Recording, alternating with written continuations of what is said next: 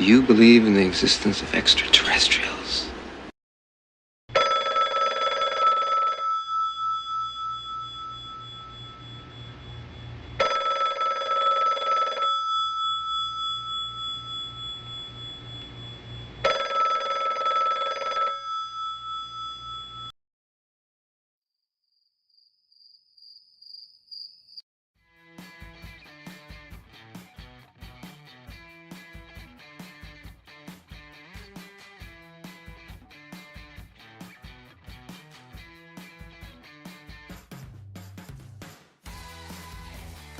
Good morning, good evening, or good afternoon, depending on where and when you're watching this broadcast. I'm Thomas Fessler, my friends, and this is Disclosure Tonight. Happy Friday, January 17th, 2025. As we pass the halfway mark through the month, January disclosure, we've been talking about for a while, friends, is actually coming together. Whether you believe it or not, whether you want to believe it or not, people are coming out, people are saying things, and it sounds freaking interesting. But then again, we're going to have to get used to egg-shaped UFOs. How about that? Who would ever be thinking, yes, it's not the Legs egg. It's not the Eggman egg. It's not the egg from Mork and Mindy, but apparently we've got a UFO crash retrieval. So their videos are going to be coming out tomorrow. So Mocha, for us to go ahead and get to that. Now, quiet down now there, girl, on that note. Yes, Mocha, on that note, let me go ahead. Yes, I do need to welcome the audience. Good idea, my dear lady. On that note, let's go ahead and take a look and see who the heck we have out there in our audience. Well, we have the $70 million man, along with Angie Ford. Anne Marie's here, along with Anton Ghost. As the audio is way too loud, let me turn it down for everybody in the back. And there we go, a little bit more. Anne Marie, Anton Ghost, Azrael Aries is here, along with Bradley. We got Craig Smith, DT, Bigger Dog. Now we got Mocha here, Dog Bite, Doug Kurtz, Douglas Egolf, Dragon Rider FPV. Edward is here, along with Eli McGinnis. Would you look at that? We've got a bunch of people popping up. Dragon Rider FPV. Edward is here, along with Eli Evan. Ian is around, along with Falchion Greyhawk. I see Fink Floyd, Firefly. Frank Cathel's here, along with Frank Rappa. Who else? We have Frostradamus. Geraldine's here, along with Ghost Fixer. Good to see Gizmo, along with Hemi God. Hoser Soze. We've got JG, Jack Gingers, Jan. Hope you're feeling better, Jan. J Cat's around, along with Jeff Monge. We got John Mansour. John's here with John Butterbaugh, John Loop, John Mooner, Johnny UFOs. The Johns have made their presence known, everybody. Who else do we have there? We've got Juliana, Kane Northrop, Cap K, Kathy, Kelly Broughton, those piercing blue eyes. Good to see you, Kelly, as always. Also want to welcome in Ken, Kimo Sabe, also known as Trusty Scout. We've got King Bull, Clippers here, along with Little T. We've got Lon, along with Lucky 81 Jewel, and Madness IWNL. I see Maritime's here, along with Marcus and the Mandels. How about that? Martin H is around, along with Marvin Martian, Michael Dymock, and Michael J. Would you look at that? We've got Michael Turtleman, Michelle Huang, Michelle Summers. I almost screwed up on that one. Mighty Cheops Mikey and Clouds Around, along with Nancy Kuzmano. We've got more Neil Morgan and Niles Guy. Nowhere Fast popped in, along with Omar. We got Pam, Paul Damon, Philip Shepard, Rebecca Curry. Good to see you, Rebecca. Renan is here, along with Right Meow. Robert Charles Zem IV is still with us, my friends, along with Roland Gibbs, Roll-Ins, Rough Ready Sam. We got Save My Republic, as well as Scott. We got Sharon Rose, Shermanator Osborne, our resident ancientologist. Who else do we have there? We have Shinobi-Wan Kenobi, Shrooby-Doo. I like that one. Welcome, not Shroomby-Doo, but we'll deal with that anyway. We have Space Coast Flights. Stefan's here, along with Stephen Forbes. We've got Steve-O McSteve, the super unknown Terrence Bruce, the Chromosome Cowboy, the Moped Universe. You know, no one used to like to ride mopeds, but look at all these electric bicycles out there that are basically electric mopeds, and they're in style. Who would have thought? Also want to welcome in Toxic Adventure and all good. We got Tiberius, Vern Alexander, along with When Weebs React, Yankee 58's here, along with Yergi, and we got Zap Roundster as we circle in on the end of our welcome to our audience. We've got Zig, Dead Fish Chief Spread, and F5 Twister. How about that? We made it through it, everybody. On that note, I want to welcome everybody to the show. Let's see who we have in the back here really quick. Let's take a look And welcome everybody in. Let's see who we have there. First up, our first person up is a new resident, a new person in the back relatively. Let's welcome in our very own Alice W. How's it going, Alice? How's life in Florida? It's cold. Too cold. Well, it's 37 here. What's it there by you? I was 46 the other night. Ooh. It was Nice. freezing. Oh, yeah, it in is. Florida. Well, thank you Hey, for... I'm really excited about this week and what's coming up and this disclosure. I really hope it's going to be real this time. Little bits, little drips. Don't think everything's going to happen, but as long as we can get some things to move forward. But don't forget, when we had David Grush come out, there was all this big anticipation, and it turned into a year of nothing. That's what I thought. Yeah, that's what I'm referring to when I think about it. Well, hopefully it's not going to be there, but let's move on if I can. Now let's go ahead and turn our sights on Bristol, United Kingdom, and welcome in Andy W. How's it going, Andy? Hi, Thomas. Yeah, it's going well. It's the end of the week. I've got a bit of an apology. I believe I triggered some people on some of my comments for last Saturday. I've got a bit of an apology to make to them. I'm not going anywhere. Good. Yeah, I saw some people saying you talk too much. Looking like this, do you think I really care what people think of me? No, I don't, I'm afraid. Fuck no. Yeah. Great. Thank you, my friend. I appreciate that. Yeah, they say a lot of things about me and about a lot of other people. It's those people who who look in the mirror and they're not happy with what they see. Yes. Thank you, Andy. Also, want to welcome our next friend, Daryl Zerden. How's it going, Daryl? Great, Thomas. Thank you very much. Ferrari and I are looking forward to the show. Awesome. Thanks, you guys. Appreciate it. Also in the back, we have a dear friend of ours coming from the Southwest. Let's welcome in our Mr. Ed Brown. How's it going, Ed? Oh, good evening, Thomas, and hello to everyone in the audience and in the back room. And we're sure looking forward to cracking that egg open tonight. And let's just see what's in it. Maybe you got another egg. Humpty Dumpty is another famous egg. Thank you, Ed. I appreciate that. Also, our next person coming to us from the great country of Canada. Actually, we got two of them. Let's welcome in first, Freezerman71. How's it going, Freezerman? Going great, Thomas. Glad to see everyone.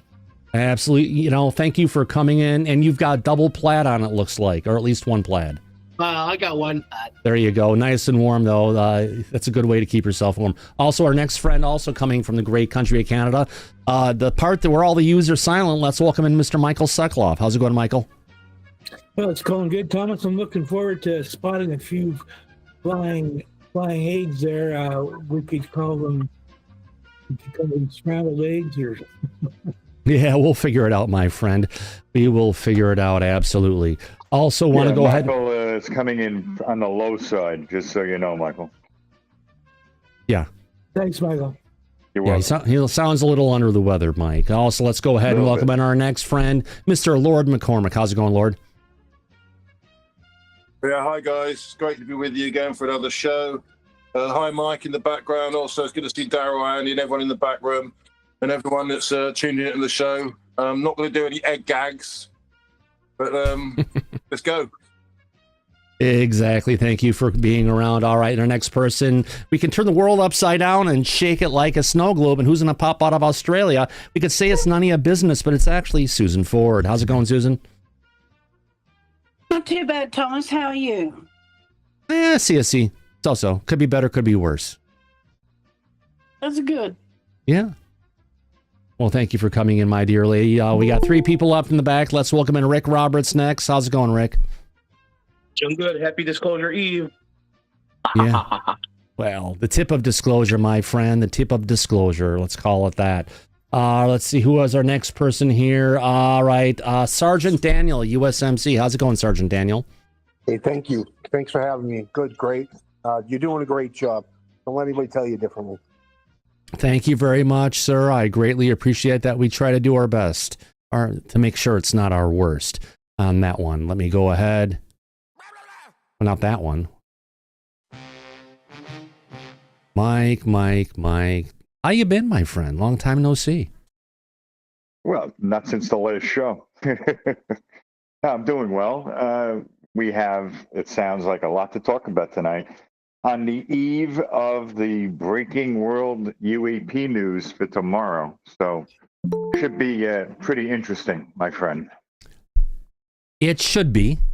It certainly should be. But we've learned, Mike, that no matter what the hype is, no matter what people are saying, it is up to our audience and ourselves to remain grounded, meaning we're dealing with stuff coming from the P.T. Barnum of Disclosure, Jeremy Corbell. You've got Ross Coulthart, who's there to try and get it. There's something he's been working on for a couple of years. Right. It sounds very interesting. Someone who was a helicopter pilot who is now someone who's coming out and talking about crash retrievals that have been going on. That he was directly, personally, with firsthand knowledge involved with, including videotape. Yeah. First time that something like that would be coming public. Right. Now, there has been a little video clip that's out there where it's been showing something flying during the daytimes, but I believe what he had said in the clips we've seen so far, I'll go ahead and replay him again just so for posterity's sake. It sounds like a lot of the retrievals they were dealing with were at nighttime. They were, because they're under cover of darkness. Yeah. So the government operates clandestinely. It usually does things like that in the dark.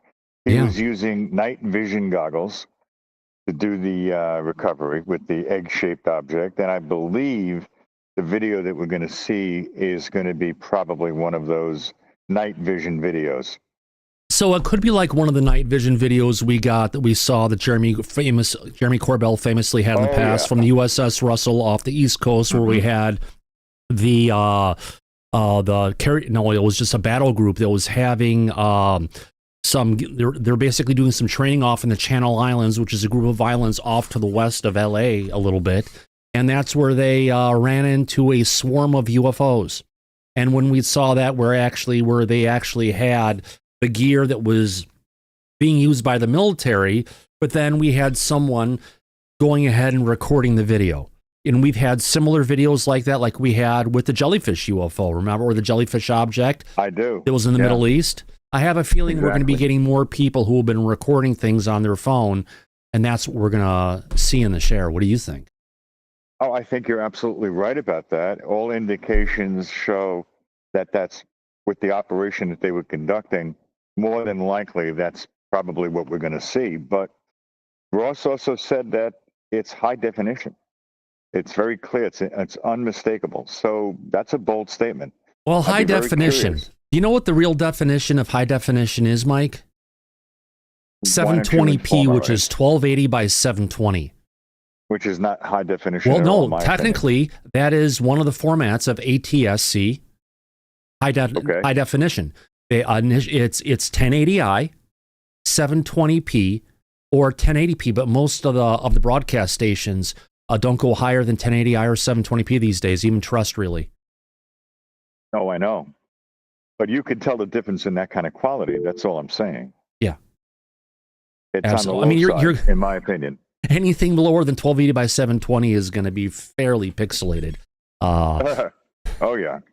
Or just low, but we'll see how good it is and what it's going to look like. All we can do is wait and see. If we can, we have one of our friends in the back with his hand up. Andy, go ahead. Yeah, this daytime footage, was that on the Elizabeth Vargas, I believe? Yes. It did show a film from the underside of a helicopter, and it looked like it had what the guy said, a long line hanging down from it. Now, I just wonder whether, that's a bit of a teaser to show the quality of the footage. No, because that was daytime footage, and I believe they conducted these operations at nighttime. Yeah. So any video they would have would probably be nighttime, night vision. All right, video. I've got a video clip here from News Nation that we can go ahead and play. And spoiler alert, I'll show you what the heck what these guys are talking about at this point. All right, here we go. So what you guys are talking about is in this particular clip here, we've got it to where you can go ahead and see we've got a helicopter at the top, and you've got something that's down below. Right. Now, if helicopters are carrying this, there's probably a couple of helicopters on lines that are carrying this. Otherwise, there's no way in hell the guy would have been able to videotape it. Yeah. Well, he has a crew with him, which I know he does. Yeah. Because there are 2 other witnesses coming forward with him. I think the other witnesses who are coming forward, I think they're character witnesses. They served with him, but they weren't part of this operation. Time will tell, but I believe that's what I heard. Okay, but from what I've heard, they were part of his team, so they backed up and corroborated what he's saying. Oh, nice. If that's the case, Mike, we don't have one whistleblower. We have 4 whistleblowers. So let's see. I'll throw $5 in the hat and saying these are character witnesses of people that served with him, not necessarily people who were part of the retrieval. Because otherwise, we wouldn't have one whistleblower on here. We'd have 4. 3, according to the 2 that are backing him up, according to Ross. But yeah, I'll put $5 in the hat as well. I'll say that they're part of the team. Okay, cool. That would be better because then we have 3 whistleblowers, not 1. Right. And I believe that that's the case, but we'll find out tomorrow at 8 o'clock. Oh, yeah. Oh, yeah. Definitely. It'll be fun. That one. Serve him up here somewhere. File, open recent. Nope, that's not. I will get it there. All right, let's go ahead and play this video clip coming to us from News Nation to get our conversation going. All right, here we go, folks. Ross, always good to have you. I mean, man, big news, big deal to be on this podcast with Don Jr. Ross, always good to have you. I mean, man, big news, big deal to be on this podcast with Don Jr. My question is, if he's showing interest, can we take that to mean that his dad will take it seriously in his new administration? Well, firstly, good morning, Marky, and I certainly hope so. I can tell you that we're earnestly hoping that through Don Trump Jr. we can basically let the president know that the UAP issue is a priority for many Americans. People have had a gutsful with being gaslit and being told that they're not seeing what they're seeing. But I can say this really quick, Mike. It doesn't get down to Don Jr. telling his dad, Trump had been asked interview after interview after interview to the point where he's saying, this is the most popular question that I've gotten asking about bringing out the truth about UFO disclosure. Now, there was that podcast that Ross was a part of, but while Don does have an ear to the president, there are a lot of people also that are part of the new executive branch. We have the new Secretary of State, Marco Rubio.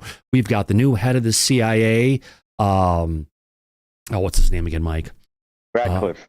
John Radcliffe and others. So, Vivek Ramsey of DOG. We've got RFK Jr. There are a lot of people in this administration that are pro-disclosure. Mm-hmm. Yeah, it's a step in the right direction. And we're going to find out in a few short days what direction this is all going to go in. Oh, gotcha. In the next 4 years. Oh, yeah. Well, exactly. Here we go. Right. They want answers. They genuinely want transparency.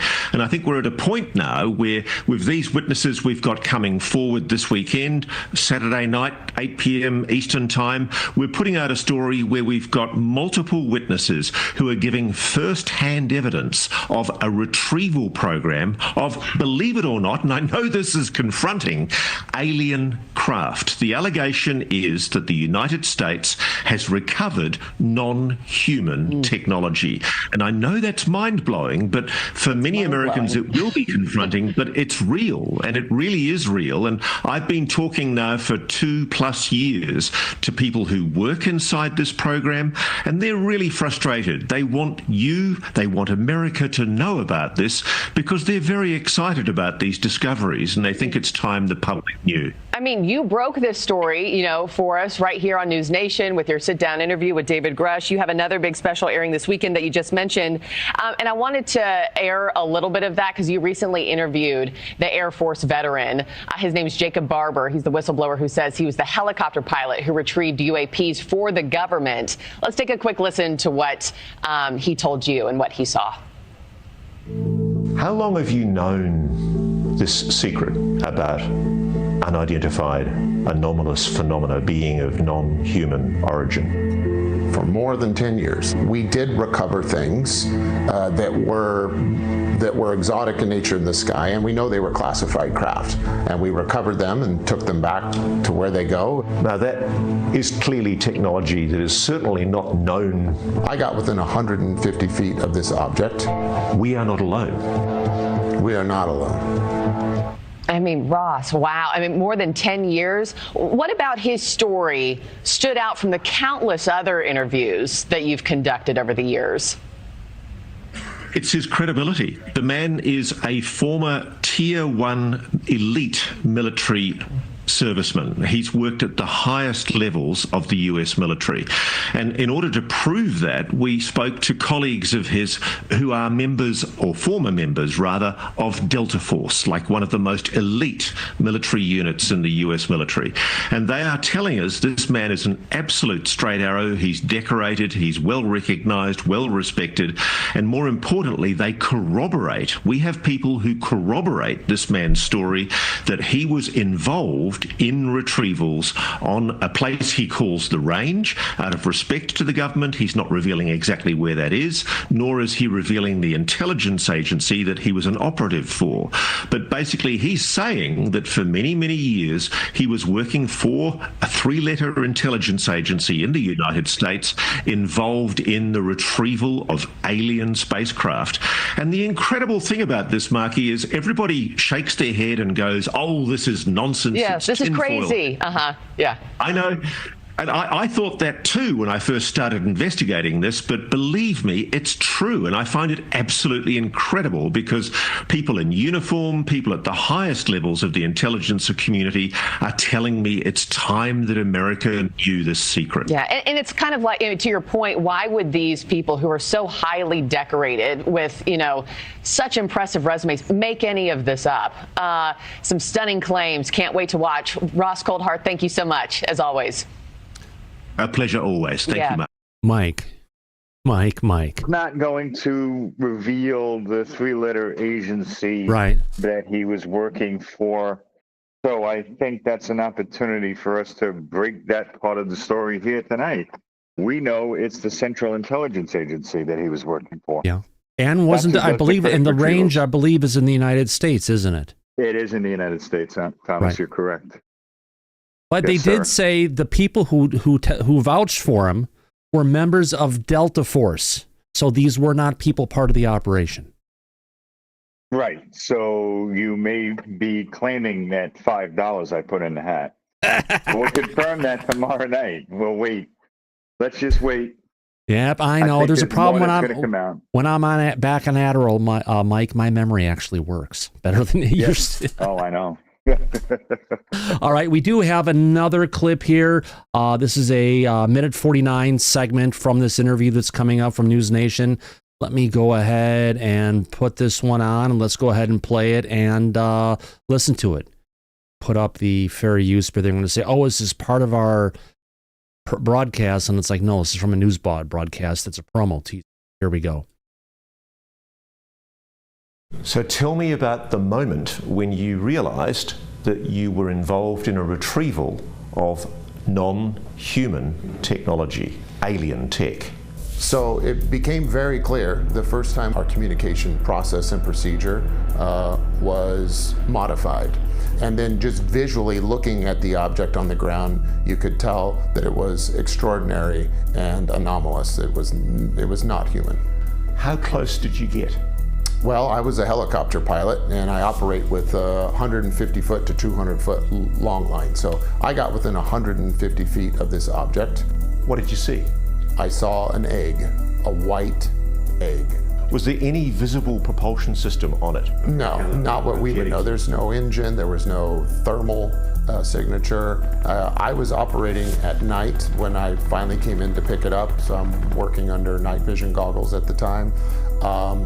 And it was quite clear. I flipped them up, flipped them down, and looked at it a couple of different ways. How did you know that that egg-shaped object was non-human in origin? Well, visually, after seeing all kinds of things in my past. It was clearly something that was ridiculously looking.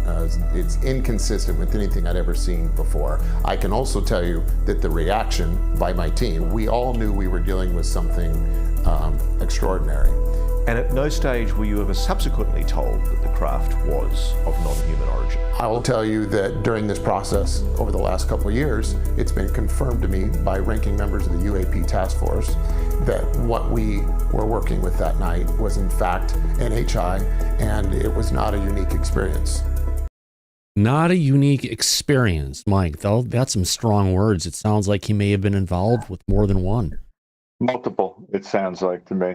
Yeah. And Delta Force Special Operations, they're considered to be Tier 1, which is referred to as the tip of the spear. Right. So they go in when the shit gets real. Right. And that was his function and duty in that unit.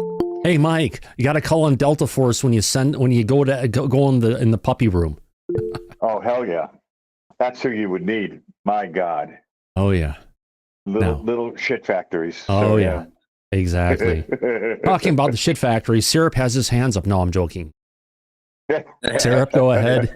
My question is, do you guys know if they send these guys, the Delta One, in for all crash retrievals, or just like, oh my God, this is a big deal type crash retrieval? You know what I mean? Like, is it? No, here's how it works, and we covered this on the show many times. They use JSOC, Special Operations Units, that are stationed all around the world. If there's a crash that occurs at a different geographical location, whichever Special Operations Force is present from either branch of the service is who they recruit to do the actual retrievals. And that's done through the Office of Global Access, through the Central Intelligence Agency, Science and Technology Division, and they contract out Special Forces units to do the hands-on crash retrievals. So no, one isn't a higher priority than the other. Gotcha. Thanks for that, Mike. That was good info. Absolutely. Oh, you're welcome. Lauren McCormick, her hands up. Just a quick one on the brief bit of footage we saw. I'll make it brief because I know you're just getting warmed up. I'm not sure if yourself or Mike or anyone else is aware of the Kalahari crash in the Kalahari Desert in Mozambique in the mid to late 90s, when the South African government, using a maser weapon, which is apparently a microwave weapon, shot down an object. It didn't crash in South Africa. It crashed in the neighboring country in the Kalahari Desert. They sent out helicopters to retrieve it. Their helicopters apparently crashed. And then in their sort of like musings on what to do, they contacted the United States government that sent a team out that used some sort of paint, a paint that was applied to this craft. It wasn't a big craft. It was applied to it, which nullified this effect, this field that came off it. It was then taken back to South Africa, then transported back to the States. It was called Operation Kruger. And if you're familiar with what Kruger is, South African, you'll know what that is. Just briefly, quickly again. So what we need to know when we get some information, we need to know the model of the helicopters as well. As the US operates the Sea Stallion, which is the CH-53E, and the Longboy, which it doesn't really use in operational anymore because it's quite an old design, as heavy lift, as well as a Chinook. Bingo. That didn't look like a Chinook, and it didn't look like a Sikorsky from the rear. That may not be the one. That may just be stock footage they're using for this, but we'll find out. But good idea, Lord McCormick. Thanks, keep an eye out for what is the make and model, if we can find out of the helicopters, and that'll give us some idea of the actual potential payload of what this thing could have weighed at the maximum side. Yeah, I like the idea. Thanks, Lord McCormick. That's wonderful. All right, going ahead with some reaction to what's going on. Maybe not necessarily some reaction, but Lue Elizondo going ahead and talking about how he feels about this and where this is going to move, disclosure, etc. Talking about the upcoming whistleblower that we're all excited to hear something about. On that note, let me go ahead and play this clip of good old Lue Elizondo talking about this. Here we go, folks. This is a big deal. This is a tier one, former tier one operator who's worked with several other agencies in the intelligence community. And what he has to say is, I think no less than extraordinary. This is kind of one of the big breaks we were trying to create an opportunity where people like this individual could come forward, a special operator with firsthand knowledge of the UAP effort that the U.S. government is behind, that has been behind for a long, long time. If it turns out to be true that these individual, by the way, his credentials are impeccable. If it turns out to be true, then and right now I don't see any reason why not. What he's saying is panning out. I haven't personally vetted the individual, but I have spent the last year and a half working with other individuals trying to facilitate these individuals to come forward, this one in particular. Interesting, Mike. That's a really interesting bit from Lue. Lue didn't vet the guy. No. Right. Well, I mean, I think Lue is being a little gun shy right now because of what happened with the chandelier photo that he put out there. So I don't think he's looking to corroborate or claim to vet anything. He's going to let Ross handle this on his own and let the evidence speak for itself. Right. That's kind of like in some back conversation calls, he wasn't vetting other whistleblowers who came forward earlier this. Well, he absolutely did not. And we all saw how that publicly turned out. Yeah. Right. Exactly. Good point. No, very good point. Yeah. Here we go. Let's go ahead and continue. And to have this conversation with the American people. The story is something that I haven't, I can't say that I haven't heard before. I have, but now it's finally being made public. There's a lot of things here to unpack. First and foremost, this is a person who has served their country honorably and has done so for many years and has lived in the shadows. Is not seeking fame, is not seeking notoriety, just wants to tell the truth. And I can certainly appreciate that. That's exactly how I feel. The individual does have some very significant concerns for their personal well-being, which I completely understand. Again, through firsthand experience, I understand what that feels like. But this individual decided to come out anyways and have the conversation, which I think should be applauded. I think when the American people see some of the evidence that this individual has, we're going to leave some people scratching their heads. And that's okay, because I think now we're getting to the point in the conversation of disclosure where people are realizing that, yeah, this is real. It has occurred and it's continuing to occur, and our government hasn't always been completely truthful about it. I am absolutely certain there's probably really good reasons for it. I don't agree with those reasons. But with that said, I must respect those reasons, and that's why it's taken us so long, over 7 years, to get to this point in the conversation. Because we had to do it right, and there was only one chance to do it right and a whole bunch of chances to do it wrong. Ultimately, I don't know how this is going to play out.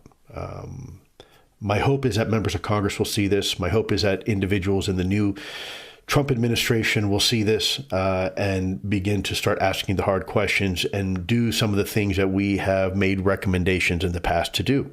Things like new legislation, things like a national strategy for U.S. air domain to include anomalous phenomenon, to include things like drones and, yes, Chinese spy balloons and all these things that are in our air space that we have no idea what they are, and in some cases where they're coming in from or where they're going and who's behind operating them. So we made several recommendations. One is to create a single point of contact, or belly button, if you will, for the new Trump administration, create a czar position that won't really require more resources, but will help streamline all the disparate organizations to a single focal point where they can report information, and the president, if he needs an answer to a question, he can get it in 5 minutes instead of 5 days or 5 weeks or 5 months in some cases. And then also, as I said just a moment ago, the requirement for a national level strategy, a strategy that looks at the strengths and the weaknesses of our air domain awareness capability, assessing all the systems that we have, and get them to talk to one another a little better, what we call tipping and queuing. And of course, enable Congress to do their job and pass laws to streamline, if you will, some of the processes in the UAP collection activity of the United States government. All right, talking about Congress to try and do some things around here, Mike. Interesting words from Lue Elizondo talking about this scenario. Interesting that he didn't vet the guy, but he said he comes from great credentials. He was a great patriot, and I know Lue is really bonded very strongly with many veterans out there. That's true. And I also think with Lue being as famous as he is for leaving breadcrumbs, I think we just got a taste of that with him describing the potential new position that he might be filling in the new administration, which would be air safety czar. All things that the government needs to be united on as far as anomalous objects. Yeah. So ever since we had to cover up, the only reason we need to have a drone, well, yeah, I guess we do. We kind of need a drone czar. But more importantly, if it is a UAP czar and what we're dealing with incursions over military bases, do we really need a drone czar if those incursions that are coming are from a non-human intelligence in the first place? Well, the way he described it, it sounds to me like it would all fall under the same heading, under that office. Yeah. Drone, UAP, doesn't matter. Could be Chinese balloons, like he said. Yeah. It would all be in his domain, and he would be right at the president's beck and call. Yeah. I guess which came first, the alien or the egg? There you go. Or both, the alien egg. How do you like that one? Yeah. I mean, keep on thinking about Mork and Mindy. Yes. From an old show. Yes, I do. Yeah, he came in an egg. A white one, to that matter. Oh, yeah. There's another one. There's a bunch of different things out there. Let me see if I can find the conversation I had on this earlier today. All right. Don't forget, we had a movie called Arrival that was out a couple of years back in 2016, a number of years back. And that was something that looked like a bunch of giant eggs that were, half cut off that came down around the world. Yep. Keanu Reeves, I think, was in that movie. No, it wasn't. No? No, that, let's see, we had Emily Adams was the star of that one. Oh, okay. Yeah. There you go. Can't see them all. So no, and the guy who played, God, what did he play? Did he play Green Lantern? Was he Green Lantern or something like that? Ryan Reynolds? Yeah, I think it was. Oh, no, not Ryan Reynolds. That's who played Green Lantern. Let me get the answer on that 1 second. Emily Adams, Jeremy Renner. Oh, yeah. No, he was Hawkeye in the Avengers. Yeah, thank you. I'm bad. There you go. Got it. Avengers, was that a movie? Yes, Marvel movie. One of the larger ones. Was that before or after Disney destroyed them? Or halfway through? It was before Disney completely destroyed everything. Yeah. Oh, it's one of those things that we're kind of looking at, Mike. It's just one of those things that we're getting there. We're to be or not to be. The egg is the answer, but we'll see this stuff tomorrow. I guess it's going to be at 8 p.m. 8 p.m. Eastern Time, which is going to be 5 p.m. my time. I'm wondering if we want to go ahead and push tomorrow's show back so we can do a reaction to it. That's actually a good idea. If you want to cover this, that would be the thing to cover, I think. Yeah. That would be the time to turn it on and to get in here and talk about it. Granted, some of our friends are going to be, people want to know if we're watching it tomorrow together here. Here's the thing.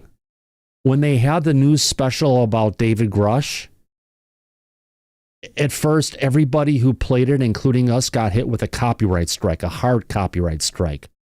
Because what they're having is not a news broadcast, but it's a special broadcast.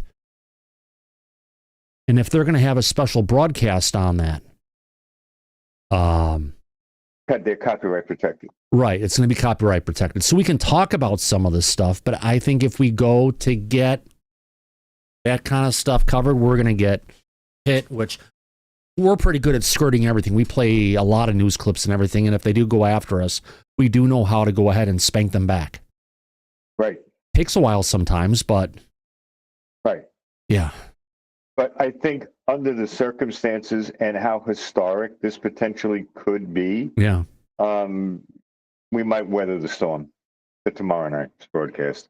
Yeah, just got to be careful on that one. I may have to throw up a couple more annoying fair use across 3 parts of the screen that can get us there in a way, and flip it horizontal and a bunch of other stuff to get it there. I think if we do that, Mike, we can be safe in that respect. You could put the old TV up too if you want. Oh, that's true. We could get that one. Oh yeah. All right. I got to show this one. We've got a picture of Jake Barber in 225 with another Tier 1 operator. I guess an interesting picture, but it shows he's a real person. It does highlight his eyes. That's a fact.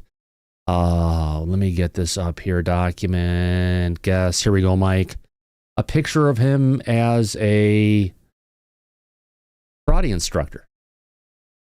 Yes, this was up on social media today. Oh, and a quick side note. Your video feed is cut off in the back here. Is it? No, Yes, it's on. is. My video feed I can see is turned on right now in the back. No, I'm not seeing it in the back. It's just your initial in the back. No video feed. Is anyone else not see me in the back? I can see you. You can see me, Mike. Yeah, It's, I can see. I can see his eyes, man. Mike, it's your problem. Mike, you may need to scroll to the top if you have like a multi-screen of everybody. Too much one man and playing the trombone makes you go blind. There you go. Good point, Rick. Don't worry about it. It's just on my end. Yeah, it's fine. just on your side, my friend. Well, since we've talked about this, we've got a bunch of other things to get into. There is an interesting battle going. Well, there's some. Oh, we got to talk about who you call it, Stephen Greer. We got to talk about the whistleblower who may be aligned with Greer, but you never know. We also have to talk about Jeremy Corbell and the mystery year of 2027 or 2036, whatever it might be. On that note, but we've got one other thing to bring up that is part of our conversation. I couldn't find the original. We've got one here we can go ahead and bring on. It's part of the title card. You know, Mike, how we talked about the drones for a while, and potentially the issue we could be having with the drones is that they could be out there looking for nuclear material. Yes. Well, apparently there have been, this is coming to us from CBS Mornings. There's been multiple helicopters, maybe from the DOE, flying around DC looking for nuclear material. Sound familiar? Oh, it does. Yeah, absolutely. Yeah. This is one of the things we brought up is potentially it was on the bingo card for everything that was going on with the drones back in the day. And it still looks like that could have been one of the things that was actually happening. On that note, let me go ahead and this is a quick 40-second clip, but it amplifies the information we're bringing out, Mike. Let's go ahead and play this. Here we go. An exclusive look at how security officials are prepared after months of planning. So, crane to your left. Got it. From only 150 feet in the air, pilots dodge buildings. And tower on your left side. Got it. Flying in a grid over the National Mall to scan for radiological or nuclear irregularities, threats like dirty bombs. So you're trying to create a blueprint of what the radiation in Washington, D.C. looks like ahead of the inauguration. Correct. Department of Energy scientist Jack. And Mike, and I think that's what the drones have been doing, creating this blueprint to keep an eye out for stuff. Because it clearly, it's the same thing. You know, remember when these drones were flying in a grid? Yeah. So are these choppers.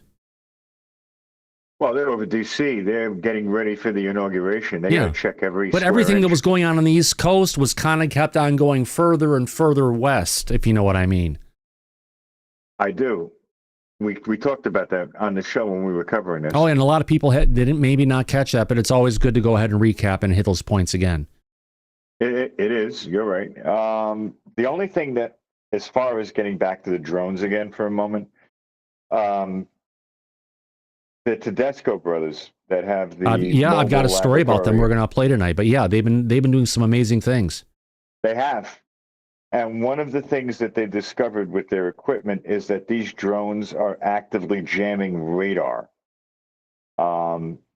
So if they had been over major international airports like LaGuardia, and which they shut down, and Kennedy Airport, and they're jamming radar, I don't believe our government would be interfering with civilian operations to that degree. It doesn't make any But if sense. you remember, also the Tic Tacs did the same thing, didn't they?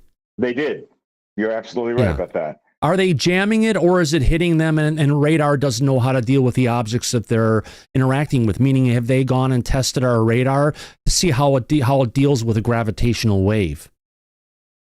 Well, radar is a form of light, and gravity will bend light and won't send it back the same way that it came. So you're right. It could be just an effect of whatever they're using for their technology. But they consider it to be whatever you want to call it. The effect of that from the drones was to effectively jam active radar. So you go over an international airport, you're going to shut air traffic down, which they did. Yeah. I don't see our government going out of its way to do that for no goddamn reason. That's true, It really Mike. makes no sense. That's all I'm saying, Thomas. Oh my God, yeah, absolutely. I just had some things sent to me that I have to share with the audience. Our audience has been cracking me up. I got to crack them up in a second. Let's play the rest of this news clip here, and we'll get to that. Here we go. Correct. Department of Energy scientist Jacqueline Brandon calls this low-flying helicopter one of just 2 of its kind her office. If we find a radiological irregularity, we'll investigate it even further. Highly sensitive technology sets off alarms in the air. That's an alarm. That is an alarm. It's a slight variation in our spectra is what it's saying. There you go. So, Mike, I have, look how low the drones are. I mean, these craft are flying 150 feet, which really aligns with what the drones were flying like, really low. Yeah, that's about the same altitude that they were in New Jersey. Yeah, you're right, Thomas. Good point. Oh, yeah. Absolutely. Very so strange. I do have a funny one here. Don't get too serious because, who cares if people say this and take it the wrong way? Sometimes you have to laugh, right, Mike? 100%, Thomas. All right. And that's our policy here. So here we go. We've got the new whistleblower. And our old producer in the back, found a picture that aligns very closely with it. Huh? Is it close? I can't see it. All right, no one's seen it. No one's laughing. All right. You can't hear me. All right, one more thing. This is a fun fact. We got to get it there. This came from Andy. This one came from Andy. I will. Andy, you're getting credit for this one. Fun fact: humans are deuterostomes. This means that when they develop in the womb, the anus forms before any other opening, which basically means at one point you're nothing but an asshole. Some people never developed beyond this stage. Exactly. Good point, Andy. Oh yeah. Good job. I Nick. saw that and just thought, you guys would love that. So Yeah. Oh, absolutely. That applies perfectly. I like that. I know I had to bring in Crockett and Tubbs, but Oh, I've got to say as well. I've got to say what the picture Gary sent. No, not of that one. They were actually made here. I know. A couple of miles away, right? Yeah, made in the UK, of Bristol. course. Yeah. Granted, it goes better with the show Bristol. tomorrow, but Yeah, they're Bristol's greatest export. oh, really? They're from Bristol. I had no idea. They're from Bristol, yeah. A couple of miles from where I live, yeah. Wallace and Gromit, man. I just assumed, Andy, that the joke was Not lost Crockett for and the Tubbs, majority of the planet, apart from a few kids that might have watched the films. But yeah, it's Wallace and Gromit.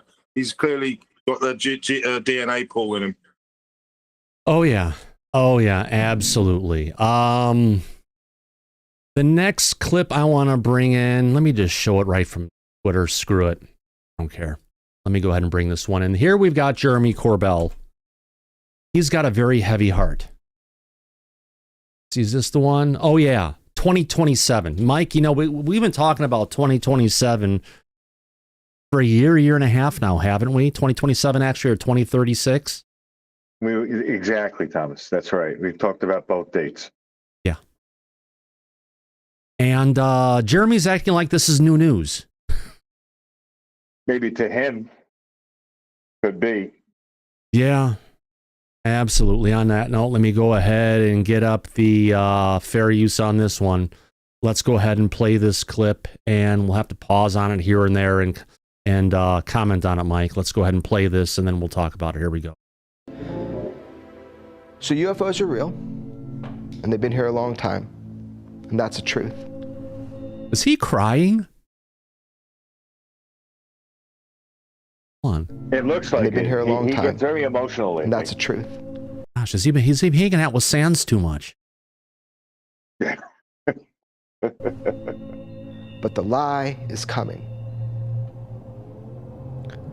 All indications, like all of them, is that lie is going to... Hold on. Did I lose it here? Where in the fuck did it go? Sorry, hold on. So you have... And that's the truth. But the lie is coming. All indications, like all of them, is that lie is going to be that there is a craft slowly making its way to us here on Earth. On Earth. And it's going to come here. Is he going to say, what do you think? Is he going to say 2027 or 2036, Mike? 2027, Thomas. Yeah. And that is the lie they're going to want you to believe. But you know what this also plays into? This plays into Greer's false flag event. Yeah, it's exactly textbook for Greer's false flag scenario. Imagine what the baby would look like if Greer and Corbell got together.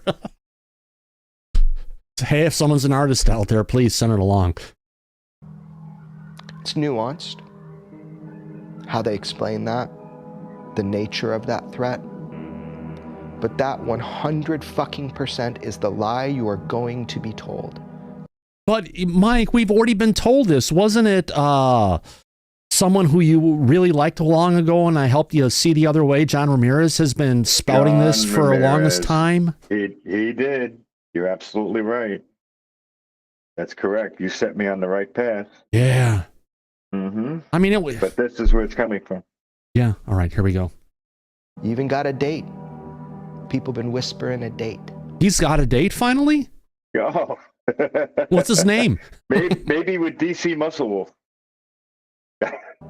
For a long time now. I know where that lie comes from. I know specifically what document from the 70s initiated the idea of that lie. Oh my God, there's a document from the 70s initiating the idea? But here's the thing, Mike. Yes. If he knows what the document is from the 1970s, what's up with all the dramatic lighting and all this stuff and sitting on a little stool? It's for effect. He's promoting because, you know, he's a promoter. Oh, no, he may be a promoter, but isn't he a real estate agent first and foremost? Yes, he's into sales. And very good. Well, they do call him the modern day P.T. Barnum. Nothing wrong with that. Like that. That means he's a good promoter. Yeah. Let's continue. We got 30 seconds more to get through on this. 8 seconds at a time. By document, that is the lie you will be told. You're going to be told that there is a craft on its way to Earth. And somehow we've gotten the signal before the craft gets here, which means it's slowly coming here. Physically impossible. Yeah. You know, it sounds like they're almost talking about the Bernoulli-Bernstein comet that's like the size of a protoplanet, and it's slowly making its way into the what do you call it? It's slowly making its way through the solar system. I wonder if that could be it, Mike. No, nothing could be further from the truth. This is all concocted, made up story. It's an old wives' tale. from the 1970s. I wouldn't take that credible at all. Yeah. None of this. Here's the end. That's the lie. Maybe I'm wrong. Well, you might be. But Lewis said he heard about this before, right? Yes. But he wouldn't go ahead and didn't want to talk about any more details because it's not his information and it's not his place to talk about it. Right? Correct. That's right. That's exactly right. So he wasn't going to get into this, but like we're talking about, John Ramirez had brought this date out. Other people have talked about this potentially. This is nothing new by any means. And none of this has been backed up with anything credible, Thomas. Yeah. Oh, I know. I hear you, my friend. All right. Talking about all things disclosure, since we're kind of doing that stuff today. We haven't gotten to Greer's part yet, but wait, we have some people in the back with their hands up. Let's let Regan, Syrup, Freezerman, and Daryl have their hands up first before we move on. Go ahead, guys. Syrup, you're first.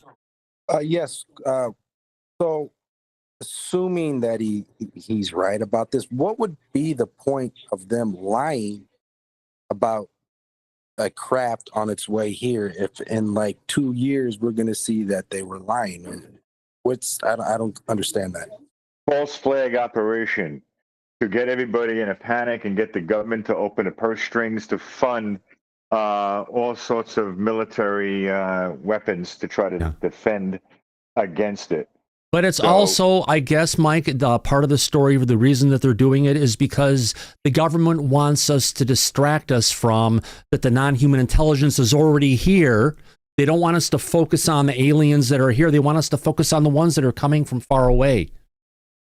Right, which is not a true story, and they're already here, like you just pointed out. Yeah. But they don't want the public to focus on that. That's why we have SETI.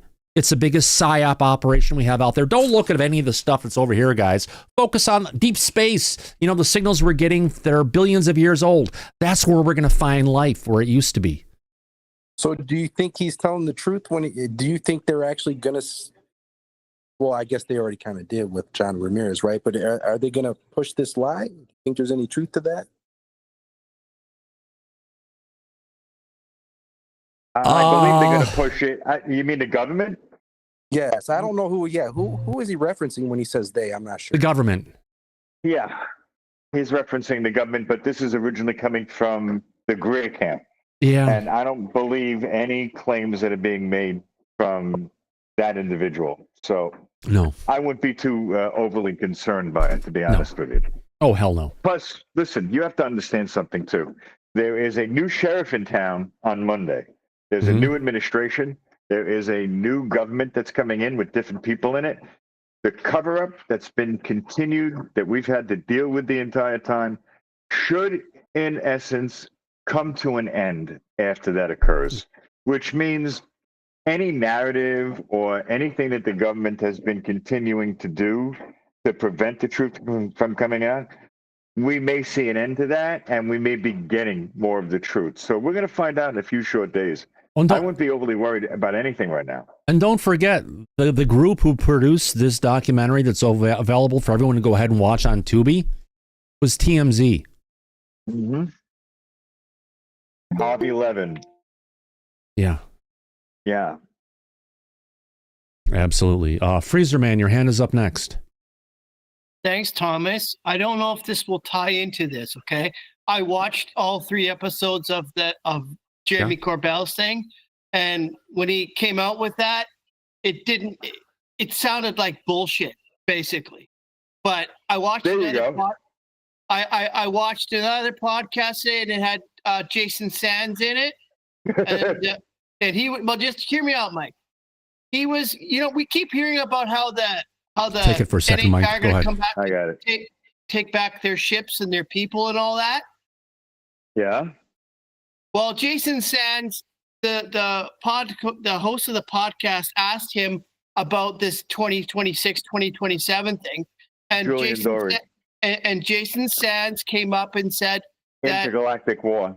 Well, no, what he said was while he was still in the Air Force, that he monitored he is part of his job of doing the monitoring communications. He was monitoring a call where there was 2 individuals talking about the NHI coming back and returning the stuff. And the one guy said, well, what if they don't? And the other voice said that the people that are holding on to the stuff will be killed.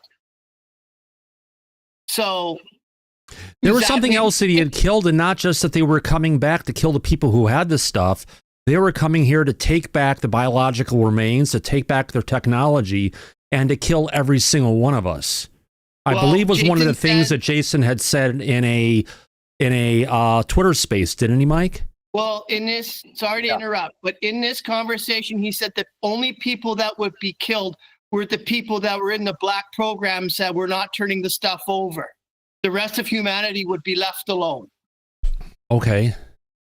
Yeah, but then again, you have to understand he's also making the same claims that he was specifically a contract killer hired by the government to only assassinate aliens. Oh, lovely. Right. Yeah. So when you make claims like that, it is completely non-credible. Yeah. It was one of the things when he had said it, he had brought it up in the interview was with Julian Dory, wasn't it? Yes. That was with Julian, and James Fox threatened to go ahead and walk out. He threatened to walk out. Yeah. Like, if you continue this, I'm getting up and walking out of here. This is a reputation killer, the way he put it. Something like that. It's going to kill his documentary. It's going to make it unwatchable. Please stop talking or I will leave, because his career is on the line. That's why he was dealing with Jason Sands in that way. Yeah. So, for a statement on that interview, there was a clip put up by Julian Dory on Twitter earlier today talking about this, about his thoughts on both Jason Sam's new claims and James Fox's reaction to them. To be clear, neither Jason nor people around him made James aware of the alien assassination stories prior to James releasing the program and recording with Joe Rogan. But I think, wasn't he talking about that on Twitter Spaces? Yeah. Yep. Around the same time. So we talked about this earlier. There were, well, maybe not. There were warnings that were given that I'm aware of to James Fox about Jason Sands before the program was done, when they were still going and recording additional footage and bringing it into the movie. People reached out to Fox and warned him, but he didn't want to hear it. No, he did not, because at the time he was dealing with all of the distribution issues he was having with his previous films. Oh yeah, 1091 got bought out by Soup for the Soul or something like that. Soup for the Soul, yeah, that's right. And then of course, then they stopped paying everybody, including him, for all this stuff, which is basically send him off to walk in the woods every day and to reflect. Yeah, his career was over. Yeah. He was dead broke, and he had no end in sight with the predicament that he was in. His only answer was to do this new documentary, The Program. That was his way out. Yeah. And he decided to go all in and put Jason Sands in it. And he was told that when Sands had come out publicly prior to the release of the documentary, to correct that, he chose not to, because at that point he was just looking to get the documentary out as quickly and as cheaply as possible, because there were no extra funds available. He had to beg, borrow, and steal to get the money to put this documentary together. But a lot of that's not really public information, so I don't know if I should be saying this, but there was reasons behind why it worked out the way that it did. But it was ultimately his choice, his responsibility, and he has to now live with those choices, which obviously the Julian Dory interview is showing exactly how that's turning out. Yeah, well, absolutely. Let's go ahead and, along with all of our fellow Yentas in the audience, let's go ahead and kvetch. We're not verklempt, right? We're not a bunch of schmucks. Let's go ahead and watch what Julian Dory has to say, right? Absolutely. Yeah. Or schmadels. Is that the word, schmagels? Anyway, get to it. Here we go.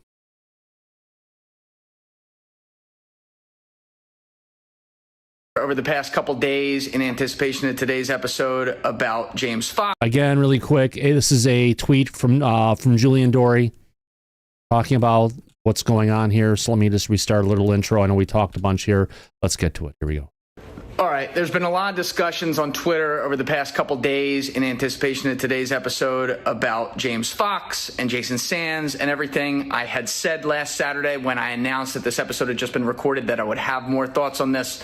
So I'm going to share these now. Some of you saw me put out a tweet last night with some clarification, but I really want to expand upon that. James Fox asked me to do this podcast at the end of 2024. It was like December 27th or something like that.